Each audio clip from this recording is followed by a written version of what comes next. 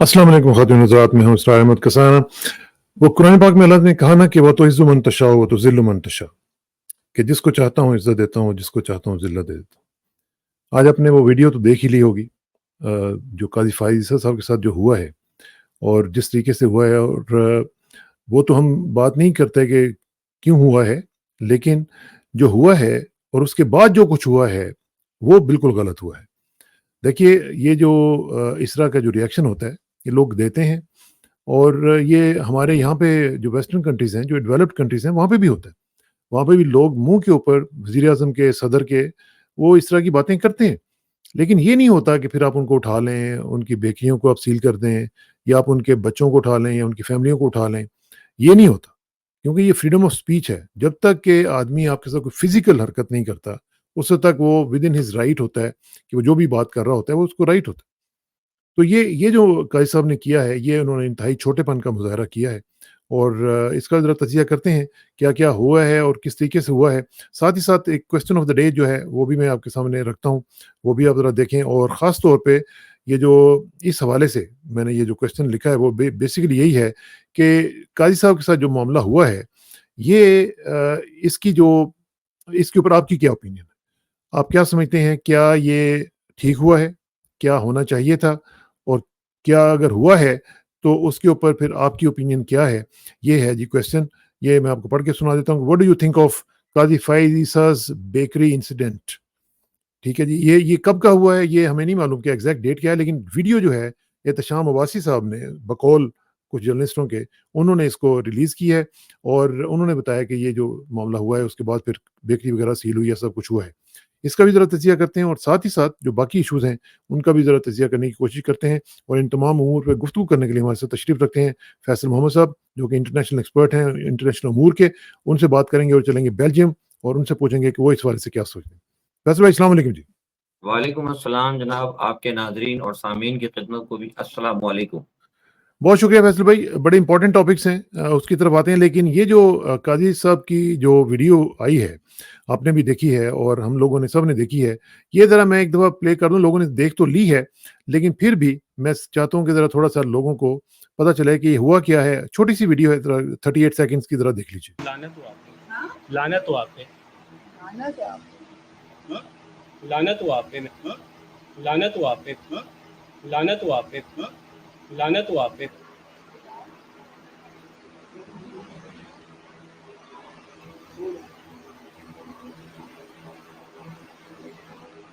में कितने आते हैं? आप ईसा फाइज हैं?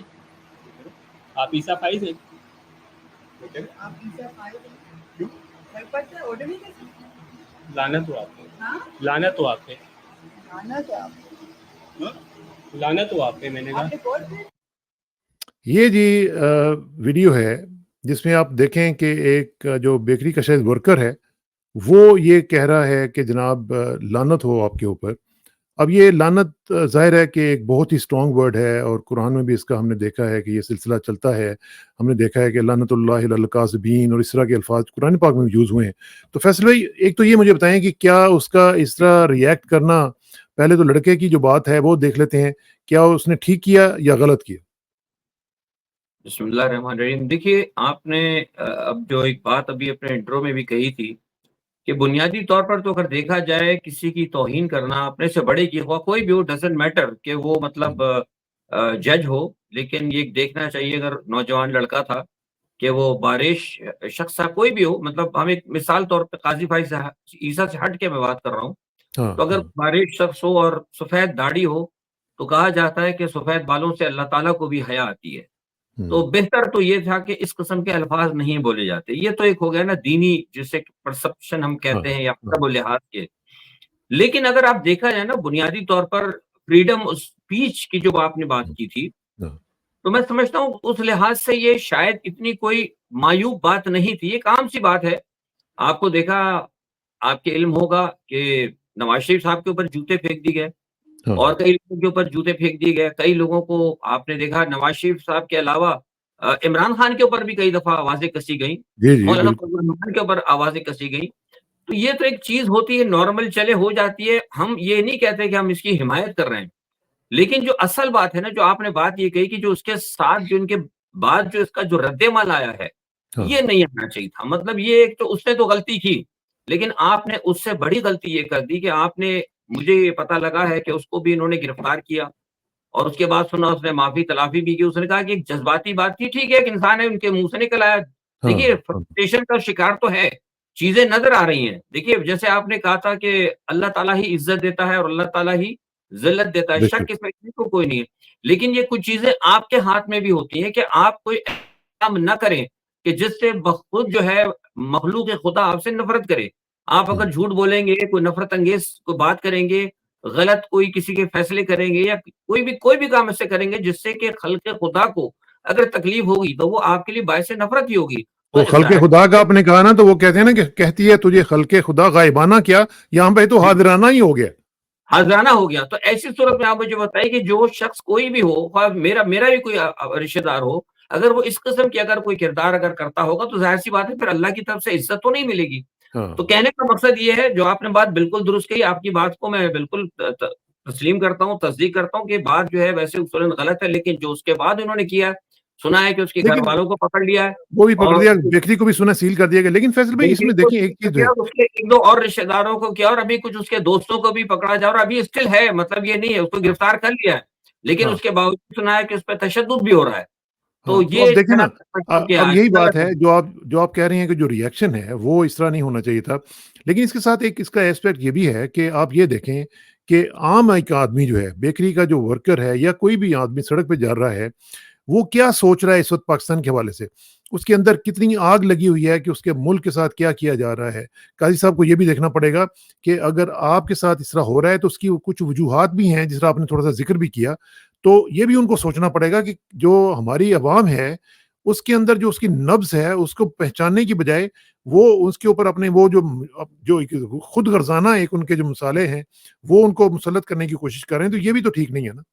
नहीं, बिल्कुल आप दुरुस्त कह रहे हैं। अगर देखा जाए तो मैं समझता हूँ कि इस वाक़ये से उनको सबक हासिल, जिसे कहते हैं ना सबक आमोज़ भी है ये चीज़ कि भई क्या जो कुछ मैं करता रहा हूँ, क्या मैं लोगों के नज़दीक मकबूल हो रहा हूँ या लोगों के नज़दीक, अवाम के नज़दीक मैं गैर मकबूल हो रहा हूँ। गैर मकबूल होना और बात है, ऐसा तो नहीं मेरी इज़्ज़त भी दाँव पे लग रही है। लेकिन यहाँ सरार भाई एक चीज़ और भी आपने देखनी होगी। आप यहाँ पे एक चीज़ देखें, ये जो फ़ेल है, हाँ, ये एक और चीज़ की बड़ी ज़बरदस्त निशानदेही करता है। वो ये है कि अगर ये जो जिस तरीके से आईनी अदालतें बनाई जा रही हैं हाँ, और जिस तरीके से एक सुप्रीम कोर्ट के पैरेलल एक अदालत बनाकर काज़ी फ़ाइज़ ईसा को जो पावर दी जा रही है, तो अगर ये अभी आईनी अदालत बनी नहीं है, जो कि मैं बता रहा हूँ आगे आपसे बात होगी, उसकी क्या पोज़ीशन है, लेकिन अभी बनी नहीं है। लेकिन जो उस हुँ, आईनी अदालत को जो चलाएगा, वो एक गैर क्या कहते हैं कि एक लामहदूद इख्तियारात मिलने से पहले उसका हाँ, अगर एटीट्यूड ये है, तो आप बताइए या आप सोचें कि बाद में उसका एटीट्यूड क्या होगा? क्या ये हो सबसे ज़्यादा अलार्मिंग है। इस बात को आपने ज़रूर देखना है। ये बहुत सीरियस बात है आपने जो की है, लेकिन इसी की तरह अब इसी पे कंटिन्यू करते हैं, क्योंकि जिस तरीके से हम देख रहे हैं और जो ये सब कुछ हो रहा है, उसमें तो फैसल भाई जो हम काजी साहब का जो मामला चल रहा है, अभी आप देखें उन्होंने जो कल स्टेटमेंट दी कि जी 45 जो फॉर्म 45 या 47 जो है उनकी कोई अहमियत नहीं है। फिर जी उन्होंने ये भी कह दिया कि जी चूंकि डब्बे खोल दिए जाएंगे, जो वोट होंगे वही होंगे। अब जब डब्बे की जो है उनकी सीलें टूटी भी आ रही हैं, उनके ये जो जिन लोगों के सामने वो पेश किए जा रहे हैं वो सब के सब स्टफ किए हुए हैं, उनके अंदर उन्होंने डाले हुए हैं, पता नहीं कहाँ-कहाँ से वोट लाके डाल दिए हुए हैं। तो इस तरह की सूरत हाल में तो जमहूरियत का तो जनाजा निकल जाएगा ना फिर। सर, जमहूरियत का जनाज़ा निकल ही गया है, तकरीबन अब ये है कि जमहूरियत को दफनाने की बात है कि अभी शायद कब्रिस्तान में कोई जगह नहीं मिल रही अभी तक मुनासिब कब्र की, वरना तो जनाज़ा दफनाने के करीब ही है। जमहूरियत का जनाज़ा तो निकल चुका है और जहाँ तक आपने ये बात की, इसमें कोई शक नहीं है कि जो डब्बे जो थे सारे, उनके अंदर तो वोट इन्होंने सब तब्दील कर दिए हैं और सीधी-सी बात है। और काज़ी साहब जिस तरीके, जो काज़ी साहब का जो आप बता रहे हैं कि जो उनका ये स्टेटमेंट है, जो उनका ये बयान है, ये इंतहाई खतरनाक है। और मुझे तो जैसे मैंने अभी कहा ना कि ये काज़ी साहब जो एक सुप्रीम कोर्ट को जिस तरह वो महदूद करने जा रहे हैं, जिस तरह एक आईनी अदालत बनाई जा रही है, आपने देखा होगा, आपके गुज़िश्ता प्रोग्राम में मैंने ये बात कही थी कि ये जो आईनी अदालतों का मामला है, ये 8 जजों ने जब पहला फैसला किया था, एक वज़ाहती बयान आया था, तो उस वक़्त भी आपको याद होगा मैंने ये कहा था कि ये एक बहुत बड़ा एक मतलब सिग्नल है और बड़ी अलार्मिंग सिचुएशन है, कौम को इस पे ध्यान देना होगा। लेकिन अफ़सोस की बात है कि कुछ हुआ नहीं मामला। उसके बाद आप देखें कि एक बाकायदा तफ़सीली नोट आ गया। 8 जजों ने बाकायदा किया और हाँ, उनके तफ़सीली हाँ। नोट को अगर आप देखें, तो उन्होंने इस तमाम प्रोसेस को कह दिया है, यानी एक मुहर लगा दी कि तमाम जो है जालसाज़ी पे है, ये इलेक्शन सारा। उसके बाद जो है अब ये सारे मामलात जो होना, ये बहुत बड़ा सवालिया निशान है, अवाम को सोचना होगा। देखिए, आपको याद होगा आज से 3 दिन पहले बिलावल भुट्टो साहब जो बार-बार कह रहे थे, आपने सुना होगा बिलावल भुट्टो का बयान, वो हाँ, बड़े वसूख पे कह रहे हैं कि आईनी अदालत तो बनेगी चाहे कोई कुछ भी कर ले। वो इसलिए कह रहे हैं कि जो ताकतवर हल्के हैं, इस वक़्त देखिए 3 चीफ जो है ना आपके, एक अदलिया के चीफ, एस्टेब्लिशमेंट के चीफ और आपके पार्लियामेंट के चीफ, ये हुँ, इस वक़्त एक पेज पर हैं। ये तीनों एक पेज पे चल रहे हैं।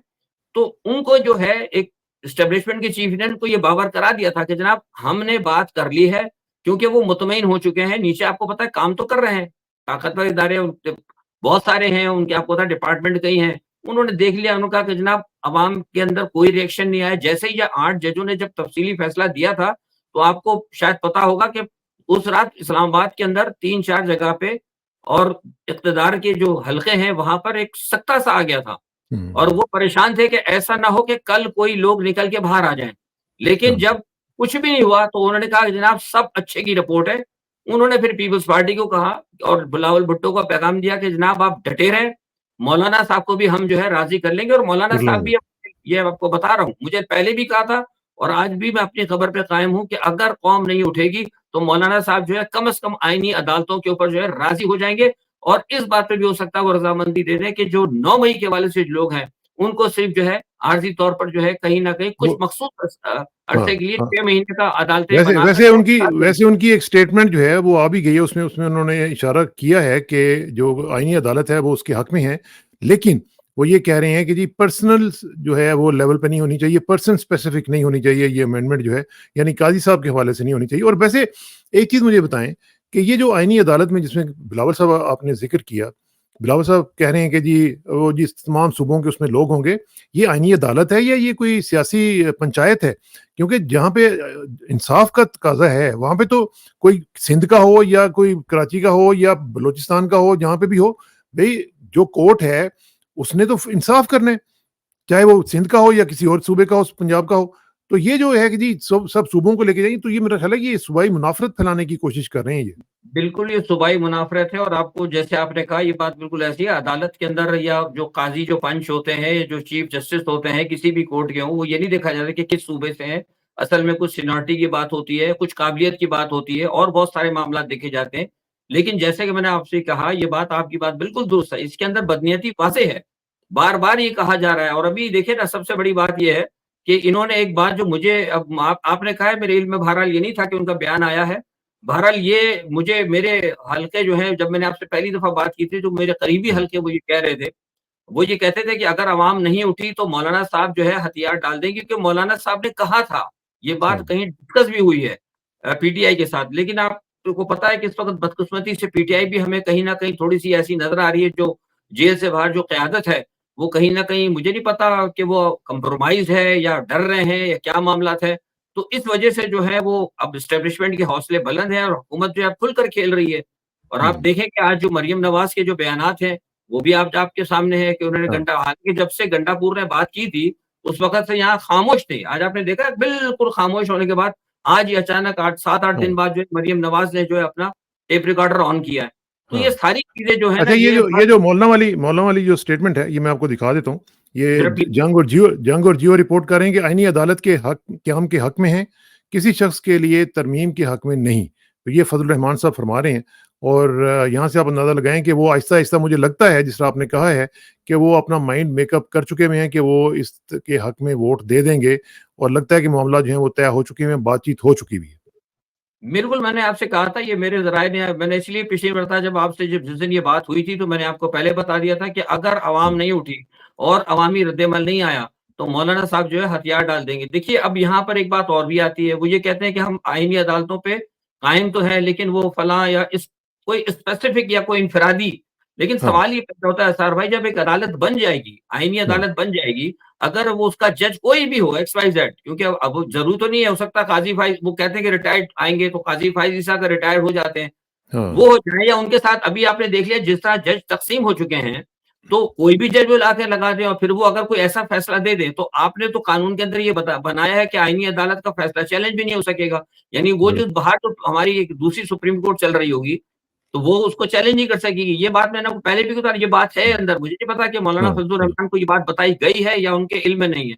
ये हुँ। बात तय है कि जो आईनी अदालत जो फैसला देगी, उस आईनी अदालत के फैसले को सुप्रीम कोर्ट उसको मनसूख नहीं कर सकेगी, ना ही किसी कोर्ट के अंदर चैलेंज किया जाएगा। यानी तो मकसद क्या है, सुप्रीम कोर्ट तो बेसिकली इस्लामाबाद हाई कोर्ट जैसी एक कोर्ट बन जाएगी जिसकी कोई वैल्यू नहीं एग्जैक्टली रहेगी। एग्जैक्टली एग्जैक्टली, यानी कानून जो होगा ना, कानून सिर्फ वही होगा जो आईनी अदालतें करेंगी। मुल्क की हुँ, सलामती के हवाले से जो भी इकदामात है कि कौन सा इकदाम मुहिब्बे वतन है, कौन सा इकदाम मुल्क हुँ, दुश्मनी के अंदर है, वो भी सारा जो है आईनी ठीक अदालत है, तय करेगी। और जो ठीक है, कोई भी आपके सारे मामला जो है ना, उसके अंदर काजी फाइज ईसा साहब के जो हुक्म होंगे, या उस वक्त जो हुँ, आईनी अदालत का जो भी एक्स-वाई-ज़ेड चीफ होगा, वो हुर्फ आखिर होगा। तो ये तो ठीक है। सीधा-सीधा मैं समझता हूँ कि आप ये तो पाकिस्तान को, जैसे मैंने पहली मर्तबा ये लफ्ज़ कहा था कि शुमाली कोरिया बनाना चाह रहे हैं, तो ये हुँ, एग्ज़ैक्टली उधर किया। सिर्फ ये एक वो आईनी अदालत अगर कायम हो गई, तो बाकी चीज़ों पे आप आहिस्ता आहिस्ता खुद ब खुद उसको कवर कर लेंगे।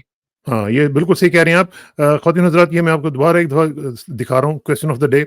What do you think of Qazi Faiz Isa साहब्स बेकरी इंसिडेंट? ये जो हुआ है, उसके ऊपर आपकी क्या राय है? क्या होना चाहिए था, इस तरह बात करनी चाहिए थी? और फिर जो रिएक्शन उसके ऊपर हुए, उसके ऊपर अपनी राय हमें दें, और सब्सक्राइब करें, लाइक करें, शेयर करें, और कमेंट ज़रूर किया करें, हमें बताया करें कि आप कहाँ से हैं और क्या सोच रहे हैं। अच्छा फैसल भाई, ये जो एक बड़ा इम्पोर्टेंट वाक़या, एक तो ये हुआ है, आपने वो खबर पढ़ी ली होगी कि $7 बिलियन की जो आईएमएफ का पैकेज है वो अप्रूव हो गया है।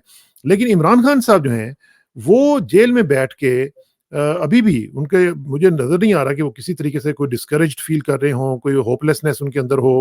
वो अभी भी उन्होंने बुला के जो गंडापुर साहब हैं, उनको ये कहा है कि जनाब आज के बाद कोई मुज़ाकरात नहीं होंगे इसके साथ, एस्टेब्लिशमेंट के साथ, और आपने जलसा करना है, टिका के करना है और फ्रंट पे आके करना है। तो ये जो एक एग्रेसिव पॉलिसी है इमरान खान साहब की, इसको आप किस तरह देख रहे हैं? देखिए, मैं तो समझता हूँ कि इमरान खान साहब, जैसे मैंने आपसे अभी कहा था कि जो जेल से बाहर जो क़यादत है पीटीआई की, या वो डरती है या कंप्रोमाइज़ है, आई डोंट नो, मुझे नहीं पता। इस हवाले से मेरे पास कोई बातें तो बहुत हैं, बहुत से लोग कहते हैं, लेकिन मुसद्दिक़ा मेरे पास कोई इत्तला नहीं है। लेकिन ये बात ये भी ज़ाहिर करती है कि इमरान खान साहब जो हैं, अपना जो उनका मौक़िफ़ है, उस मौक़िफ़ पे उन्होंने कंप्रोमाइज़ नहीं किया, और ये बड़ी अच्छी बात है।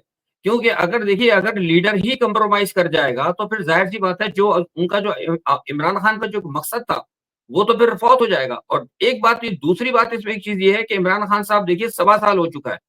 सवा साल हो चुका है, उनके ऊपर जिस तरीके से मुकदमे बन रहे हैं, उनको ये अब यकीन हो गया है कि मेरे साथ जो कुछ हो रहा है, ये नाजायज़ तौर पर हो रहा है, और फ़िलहाल जो है, बाहर से अवाम भी नहीं खड़ी हो रही, तो उन्होंने सोचा कि मैं खुद जो है, अब जिसे कहते हैं ना, वो एक क्या मिसाल है कि तंग आमद बजंग आमद, ये हाँ, उसके खिलाफ जो है उन्होंने फाइनल फैसला किया, और मैं समझता हूँ सही है बिल्कुल। क्योंकि देखिए, अगर आप अब हथियार अगर डाल देते हैं, तो फिर वो काम खराब होगा। जो अगर इस वक़्त जो है, आपको मैं बता रहा हूँ कि अगर खुदा ना ख़ास्ता, अल्लाह ना करे, अगर इमरान खान हथियार डाल भी देते हैं, और कोई ये समझता है, या कोई आज भी चलिए मैं बता ही देता हूँ, कुछ लोग गारंटी दे रहे हैं, चलिए बता देता हूँ मैं। कुछ लोग गारंटी दे रहे हैं इस बात की, अहम हलकों में से, कि अगर इमरान खान साहब हथियार डाल देते हैं बहुत सारे मामला, तो उनको जो है फिर छोड़ दिया जाएगा। ऐसा नहीं होगा, ये हुँ। मैं आपको पहले बता रहा हूँ। तो वो इमरान खान शायद गालिबन वो इस चीज़ को बेहतर समझते हैं, ज़ाहिर है उनके पास भी सोर्सेज़ होंगे उनके। तो मैं समझता हूँ कि इस वक़्त जो एक उन्होंने एक अपना एक जो उठाई है सूरत-ए-हाल, और जो उन्होंने कहा है कि अब किसी से बात नहीं होगी, इनफ इज़ इनफ, मैं समझता हूँ कि ये उनका और मौक़िफ़ उनकी दुरुस्त है। उनकी जो स्टेटमेंट्स हैं, उनके मैं काज़ी साहब के बारे में भी जो वो फरमा रहे हैं, वो भी मैं आपको बताता हूँ। एक तो ये कि वो कह रहे हैं कि सब कुछ बेनकाब हो चुका है। वाज़ेह हो गया कि काज़ी फ़ाइज़ ईसा लंदन प्लान का हिस्सा था। उसने कौम के साथ फ्रॉड किया। हमारी 9 मई और 8 फरवरी की दरख्वास्तें नहीं सुनी।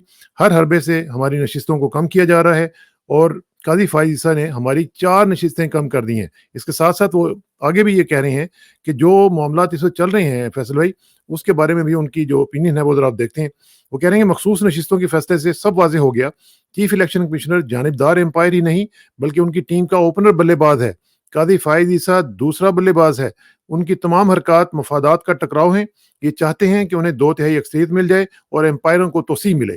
तो ये जो आप अभी थोड़ी देर पहले बात कर रहे थे कि ये तो जो एक्सिस ऑफ इविल है, या 3 लोगों का जो एक इकट्ठ है, या वो क्या कहते हैं तिकोन है, ये तो जी, उसकी फिर एक्सटेंशन ही का मसला है और तो कुछ नहीं है। बिल्कुल ऐसा ही है और मैं समझता हूँ जो कुछ इमरान खान साहब जो कह रहे हैं, बिल्कुल दुरुस्त कह रहे हैं, मैं उनकी तस्दीक करता हूँ, बिल्कुल सही बात है। एक उनका विज़न है और देखिए ये जो बात वो कर रहे हैं ना, ये भी यहाँ से भी इस तमाम बातों का जो है, जो इमरान खान साहब जो बता रहे हैं, ये भी एक उनके विज़न की तस्दीक करता है कि जो हुँ, कुछ हकीकत वो तो जेल में है ना, लेकिन हम तो बाहर हैं, हुँ, बहुत सारी चीज़ें हम देख रहे हैं, बाहर से क्या-क्या चीज़ें आ रही हैं। तो वो सारी चीज़ें जो इमरान खान साहब कह रहे हैं, वो बिल्कुल दुरुस्त है। देखिए, इनकी नीयत जो है ना खराब है। अभी एक छोटी-सी बात देखिए ना, कहीं न कहीं निकल ही आती है। अभी इत्तेफ़ाक की बात है, ये हुँ, मैं थोड़ी देर पहले जब आपसे होने लगा था आपके साथ तो इंटरव्यू एक साहब ने मुझे एक छोटा-सा क्लिप भेजा। उसमें वो जी, देखें इरफान सिद्दीकी साहब खड़े होकर कह रहे हैं वो कह रहे हैं कि जनाब अमेरिका के अंदर जो है वो सेनेटर तो जजेस को सज़ा भी दे देते हैं। तो अब मुझे बताइए इससे क्या वाज़ेह होता है आप? इससे हुँ, यानी अल्लाह ताला वही आप वाली बात है कि कहीं न कहीं इनके मुँह से निकाल दी यानी उनकी क्या नियत है और वो क्या करना चाहते हैं। तो जो हाँ, इमरान खान साहब कह रहे हैं बिल्कुल दुरुस्त है, ये जो कुछ हो रहा है, काज़ी अपना इनको आप देखें राजा सिकंदर सुल्तान को, सुप्रीम कोर्ट ने वाज़ेह तौर पर इनको ऑर्डर कर दिए हैं और ये पता नहीं 5वाँ या 6ठा जो है इजलास हो रहा है और वही है कि नशिस्तन न गुफ्तन हाँ, बर्खास्तन वो टाइम बारो कर रहे हैं और वो बरोबर इसलिए है। कर रहे हैं ताकि हुकूमत को बहुत ज़्यादा टाइम मिल जाए और ये उसी दौरान जो है आईनी अदालतों का मामला हो जाए, ताकि सिकंदर सुल्तान की भी नशीद मज़बूत हो जाए। देखिए हाँ, अच्छा जी, जी, प्लीज़ गो मैं अहेड। ये कह रहा था कि अगर ये मामला जिस वक़्त उमर अता बंदियाल थे, आपको याद होगा उस वक़्त भी मैंने कहा था कि उमर अता बंदियाल ने जब ये पंजाब का जो इलेक्शन होने लगा था सूबाई, अगर उस वक़्त भी जब इनको इलेक्शन कमीशन को कहा था और आपको पता है खज़ाना के सेक्रेटरी को भी बुलाया था। हाँ, उस वक़्त भी ये जिस वक़्त इन्होंने आइन की खिलाफ वर्ज़ी की थी और सुप्रीम कोर्ट के अहकाम को नहीं माना था, अगर उस वक़्त भी अगर शायद कौम खड़ी हो जाती, तो यकीन करें ये सूरत-ए-हाल आज ना होती। लेकिन चूँकि हुँ, वहाँ किसी ने कुछ पूछा नहीं, एस्टेब्लिशमेंट उनके साथ है, बैनुल-अक़वामी जो इंटरनेशनल एस्टेब्लिशमेंट है, अपने मफादात के लिए वो उनके साथ है। तो हाँ। लिहाज़ा अब इनके हौसले बढ़ गए हैं। अब देखिए ना पूरी सुप्रीम कोर्ट का ऑर्डर आ रहा है और वो उनको परवाह ही नहीं है। परवाह ही नहीं है। और अच्छा ये जो आपने बात की ना परवाह नहीं है, इसका ज़रा मैं आपको इसका एक डॉन का एडिटोरियल दिखाता हूँ, उससे आपको पता चलेगा कि ये जो परवाह नहीं है, उसके ऊपर डॉन जो है वो हालाँकि डॉन आपको पता ही है कि किस तरह का आजकल अखबार बन गया है, ये वो कायदे-आज़म वाला अखबार तो है नहीं। उसने एडिटोरियल लिखा है, वो कहते हैं कि पॉइंट ऑफ नो रिटर्न और इसका मैं सिर्फ़ एक पहला पैराग्राफ आपको बताता हूँ। वो कहते हैं कि इज़ दिस द एंड क्या ये ख खत्म-शुद हो गया मामला? The state as envisioned in the constitution is being dismantled in real time. The government has made it clear it will not accept or implement a ruling issued by the full bench of the Supreme Court. अब ये पूरा जो editorial है ये basically ये बता रहा है कि पाकिस्तान की जो हालत है वो कितनी नाजुक हो चुकी हुई है और पॉइंट ऑफ नो रिटर्न पे हम पहुंच चुके हुए हैं। आपका क्या ख्याल है इस वाले से कि ये जो बात कर रहे हैं तो इस तरह का ये जो ग्लूमी सिनेरियो है ये तो अब आप हर जगह पे फील कर रहे हैं। बिल्कुल ऐसा ही है, उसमें जो बात इन्होंने कही है बिल्कुल ठीक है, एग्ज़ैक्टली हम पॉइंट ऑफ नो रिटर्न के ऊपर पहुँच चुके हैं और ये जो इस वक़्त जो हुकूमत ने जो सिलसिला किया है, देखिए ये जजों की लड़ ये जो है ना ज हुकूमत, ये जजों को लड़वा कर जो है ना ये कौम को गुलाम बनाएगी। देखिए हम्म, तो पब्लिक के जो राइट्स होते हैं ना, उसकी जो ज़मानत है वो कोर्ट्स देती हैं, अदालतें देती हैं। ह्यूमन राइट का मामला हो, आपकी जो बेसिकली फंडामेंटल राइट्स हो, उनकी जो भी तशरीह होती है वो कोर्ट्स करती है। अब ये जिस हाँ, तरह कोर्ट को इन्होंने लड़वा दिया है और जिस तरह ये जजों को बेतौकीर कर रहे हैं, तो उसका मकसद यही है कि ये जो है आइन और कानून यहाँ पे तकरीबन मैं समझता हूँ कि आइन और कानून पाकिस्तान में खत्म हो चुका है। अभी देखिए ना, इस कदर शदीद तक़सीम हो गई कि खुल के ये बात आ रही है कि वो हाँ, सियासी जमातें कह रही हैं खुल के कि जनाब जस्टिस मंसूर हमारे हैं और हुकूमत कह रही है जस्टिस काज़ी फ़ाइज़ ईसा हमारे हैं। तो कहीं दुनिया में आपने ऐसी कोई मिसाल देखी है कि कोर्ट्स के बारे में इस तरह इस किस्म की सियासी आ जाए पॉलिटिकली खुली तौर पर? तो बिल्कुल सही जो बात। ये इन्होंने कहा है बिल्कुल सही कहा है और हम बिल्कुल पॉइंट ऑफ नो रिटर्न पे पहुँच चुके हैं और ये इंतहाई खतरनाक सूरत-ए-हाल है। और ये जो इसमें जो जो खतरनाक आपने बताई है ना, ये जो ग्लूमी सिनेरियो की जिसकी आपने भी बात की और ये डॉन का एडिटोरियल भी बता रहा है, उसकी आप ज़रा देखें कि जो मिसालें हमें नज़र आ रही हैं केपीके में और स्पेशली ये जो कल परसों के जो वाक़यात हुए हैं वज़ीरिस्तान में और वहाँ पे जिस तरह के ऐसे मवेशियों को और लोगों को वहाँ पे जलाया गया है और वहाँ पे अटैक हो रहे हैं, जिस तरीके से वहाँ पे हालात हो चुके हुए हैं, ये तो एक हम लोग मेरा ख़्याल है कि एक बहुत ही बुरी सिचुएशन की तरफ हेड कर रहे हैं। ये तो मुझे लगता है कि आउट ऑफ कंट्रोल ना कहीं चला जाए। बिल्कुल, आपको याद होगा ये जिस वक़्त जो पहली मर्तबा आपको पता है जो वाक़या हुआ था जिसमें हमारे तकरीबन 21 जो जवान शहीद हुए थे, आज से कोई हाँ। 3-4 हफ़्ते गुज़िश्ता महीने की बात है जब आपके साथ एक मेरा प्रोग्राम हुआ था तो मैंने आपको बात बताई थी, हुँ, कि हुँ। अगर ये जिस तरीके से जिस सूरत-ए-हाल पर चल रहे हैं, ये आपके लिए मामला जो है ख़राब होते जाएँगे और एग्ज़ैक्टली आप बिल्कुल दुरुस्त कह रहे हैं और उसके अलावा आज भी मुसलसल हो रहा है और जिस तरीके से ये ताकत का इस्तेमाल कर रहे हैं, ये उस ताकत के इस्तेमाल को जवाज़ फराहम करने के लिए ही। देखिए, ये जो आइन को इस वक़्त जो ये कर रहे हैं, तोड़ रहे हैं, आइन को जो ये ख़त्म कर रहे हैं, जो आइन को तोड़ रहे हैं, उसकी बुनियादी तौर पर वजह ही यही है कि ये पाकिस्तान के अंदर मैंने बताया था आपको कि कुछ जोग्राफियाई जगह पर और कुछ बहुत सारे मामलात ऐसे हैं, ये पाकिस्तान की चीज़ों को अपने तौर पर कुछ फ़रोख्त करना चाहते हैं। ये एक जिसे कहते हैं ना वो बिल्कुल टोटल जिसे कहते हैं ना बादशाहत अगर हम दूसरे अल्फाज में कहें, ये बादशाहत की तरफ जाते हैं कि बादशाहत वाले इनको है इस हुकूमत को कानून जो है मिल जाए और उसकी पावर जो हो बिल्कुल बादशाहों की हो, ताकि अगर किसी जगह को गिलगित बल्तिस्तान का कोई इश्यू कश्मीर से तो वैसे ही विड्रॉ कर चुके हैं, लेकिन और बहुत सारे मामलात हैं, अगर उनसे कहीं हाथ धोना पड़े तो उसको हम मतलब वो करते हैं, किसी को अड्डे ऑलरेडी दे चुके हैं, मज़ीद कुछ सहूलत देनी है, तो मतलब उसको कुछ चैलेंज ना कर सके, कुछ ना जो कुछ होता है वो जो कुछ हो रहा है वो पार्टनर कर रही है। इसका ये देखे ना कि इंटरनेशनली इसका रिएक्शन तो आना शुरू हो गया। अभी आपने देखा होगा कैनेडियन पार्लियामेंट में जो मेंबर पार्लियामेंट हैं रूबी सहुटा, उन्होंने इस बारे में अपनी एक करारदाद जो पेश कर दी है। दूसरी तरफ हम दूसरी जगहों से भी हम इस तरह की रिपोर्ट्स देख रहे हैं, लेकिन मैं चाहूंगा कि आखिर में सिर्फ ये आप बताएं कि ये जो लेबनान की सिचुएशन बन रही है जिसमें 550 से ज्यादा लोग जो हैं वो शहीद हो चुके हुए हैं और वहाँ पे जिस तरीके से आप सुना है कि ग्राउंड ऑफेंसिव की भी तैयारियां हो रही हैं, तो ये हम किधर जा रहे हैं? पूरा खिता जो है वो किस तरफ जा रहा है? कि ये तो मुझे लगता है कि ये तो आग के अंदर फेंका जा रहा है इसको पूरे के खिते को, और अमेरिका जो है इस बारे में बिल्कुल कॉम्प्लिसिट है और वो कुछ भी नहीं कर रहा। नहीं सर भाई, यहाँ मैं थोड़ा-सा आपसे इख्तिलाफ करूँगा। अमेरिका कर कुछ नहीं रहा, बहुत कुछ कर रहा है। अमेरिका जो है बेसिकली पसे पर्दा जो है, मैंने आपसे कहा भी था और भी बहुत सारे लोग कहते हैं और जिनकी नज़र है, आपकी भी नज़र होगी बैनुल-अक़वामी सूरत-ए-हाल पर। आपको ये पता होगा कि अगर अमेरिका चाहता, तो अमेरिका तो 1 मिनट में अगर चाहे 24 घंटे के अंदर जो है ये जंग बंद करवा सकता है, इमीडिएटली बंद करवा सकता है। लेकिन अमेरिका ने जो यूएई की जो करारदादें आई थी इससे कबल, आपको पता है इसराइल की फौरी तौर पर जंग बंदी कराने के हवाले से अमेरिका ने उसको वीटो किया। चलिए वो तो बात पुरानी हो गई। अब ये लेबनान के अंदर जो कुछ हो रहा है और लेबनान के अंदर जिस तरह भी आगे बढ़ रहे हैं, और बिल्कुल आपकी बात सही है, ये तैयार हैं इस वक़्त और हो सकता है आज रात किसी वक़्त भी इनकी मूवमेंट अंदर हो जाए। तो ये आप देखिए कि कल जो है बाइडेन साहब ने जो तकरीर की है सलामती कौंसिल में, वहाँ भी उन्होंने इसराइल का दिफा किया है। हाँ, वो तो कह रहे थे कि मैं बड़ा मिडल ईस्ट पीस के लिए काम कर रहा हूँ और मामला ठीक हो जाएंगे। उनका पीस बेसिकली यही है कि वो दुनिया को ये दिखाना चाह रहे हैं कि जनाब हम जंग बंदी की बात कर रहे हैं, हम पीस की बात कर रहे हैं, हम फार्मूले दे रहे हैं, लेकिन पसे पर्दा जो है वो जाकर इसराइल को कह रहे हैं कि डू व्हाटएवर यू वांट, आप जाएं, जो आपके अहदाफ हैं वो आपको कर रहे हैं पूरे। तो ये जो सारी सूरत हाल है इंतहाई खतरनाक है और मुझे ये लगता है कि ये मामला जो है लेबनान का जो है, अगर ये मामला आगे बढ़ गया, देखिए इस वक्त 5 या 6 तंजीमें हैं जो इस वक्त जो उनकी है क्या कहते हैं जिसे हम कहना चाहिए प्रॉक्सीज, दूसरे अल्फाज में कह लें, जो ईरान की प्रॉक्सीज है वो जो है बिल्कुल इस वक्त वो तैयार हैं और कुछ तो कर रही हैं। लेकिन अगर इन्होंने लेबनान के अंदर अगर दाखिल हुए तो फिर ये है कि भरपूर ये जंग बढ़ेगी और लेबनान तक नहीं रहेगी बल्कि जंग आगे जाएगी, क्योंकि इसके अंदर इराक से भी लोग वहाँ पर जो है मुज़ाहमती तंजीमें वो भी आएंगी, शाम से वहाँ पे ऑलरेडी आ रहे हैं, हूती बागीज़ आपको पता है, तो चारों तरफ से जो है ना फिर इसराइल को घेरा जाएगा और उसके बाद फिर इनकी कोशिश ये होगी कि कोई ना कोई मामला करके किसी ना किसी तरीके से ईरान को जो है ना इसके अंदर शामिल किया जाए, क्योंकि ईरान पे इस वक्त बहुत ज़्यादा दबाव है, क्योंकि प्रॉक्सी सारे ईरान की। दूसरे अल्फाज में अगर मैं ये कहूँ कि ईरान ही लड़ रहा है लेकिन सामने नहीं आके लड़ रहा, तो ईरान को सामने आना पड़ेगा। और अमेरिका ने इसलिए पहले ही ऑलरेडी अभी इस वक्त जो है अपना एक और जो है वो जहाज वहां पर पहुंचा दिया है। अमेरिका ने अभी ऑलरेडी मोर देन 50,000 ट्रूप्स जो है वहां पर पहुंचा दिए और उन्होंने वाज़ेह तौर पर कहा है कि आप जो चाहे करें, हम जो है यहाँ पे जो फौज पहुंचा रहे हैं ये हम ईरान के लिए और हम हूसी बागी को कंट्रोल करेंगे।